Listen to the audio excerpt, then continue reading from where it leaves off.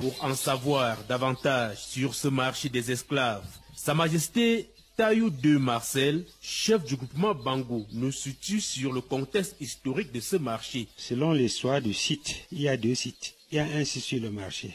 Il y a un site un peu caché, le site le plus important. Là où ont transité les esclaves, de là jusqu'à l'île de Gorée, en passant par Bibiane, vers Limbe, puis on les mettait dans les pirogues. On allait au Sénégal, embarquer dans les négriers pour aller en Amérique, quand on a découvert le continent américain. Lors des seigneurs de Gorée, à Gorée, à travers l'urbanisation, alors Gorée est une île, une vraie île au milieu de la mer, en face du port de Dakar, donc difficile d'accès à cette époque. Difficile d'accès parce qu'il y avait le verrou Lébou, déjà, qui contrôlait bien l'accès, empêchait souvent le roi du Cayor d'accéder à la mer de ce côté-là. C'est pour ça qu'il vendait plutôt ses esclaves du côté de Saint-Louis. Les Lébous ont résisté à l'esclavage, à la traite négrière, etc. Et ils ont très peu vendu, comme je l'expliquais ici avant. Et puis Saint-Louis, donc, qui est au nord, à 300 km au nord, où là, vous êtes sur l'autoroute des esclaves. Les esclaves étaient vendus par des grossistes en esclaves qui étaient dans le royaume du Foula, donc...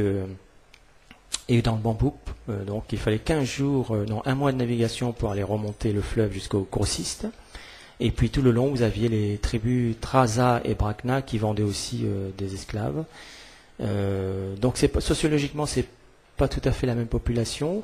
Néanmoins, on peut dire qu'il y a une certaine résistance des habitants de Saint-Louis, qui étaient issus en grande partie de captifs d'occasion rachetés par des maîtres nègres musulmans et par des signiards de Saint-Louis.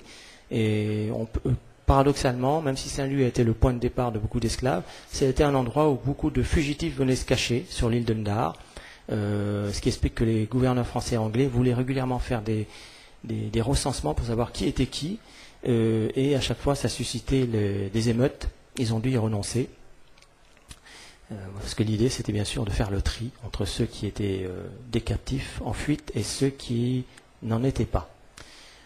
Voilà, Gorée, quant à Gorée, ma foi, bon, vous avez entre 1150 et 3000 esclaves qui sont partis de Gorée en un siècle et demi. La moitié d'entre eux, c'était des prisonniers, des soldats du roi du Cayor, faits prisonniers par les Lébous quand ce dernier attaquait le Dakar, les environs de Dakar. Et puis le reste, bon, l'origine est incertaine, mais on trouve entre 1500 et environ 3000 en un siècle et demi. Donc ça n'a jamais évidemment été la porte de l'esclavage comme vous le savez maintenant souvent.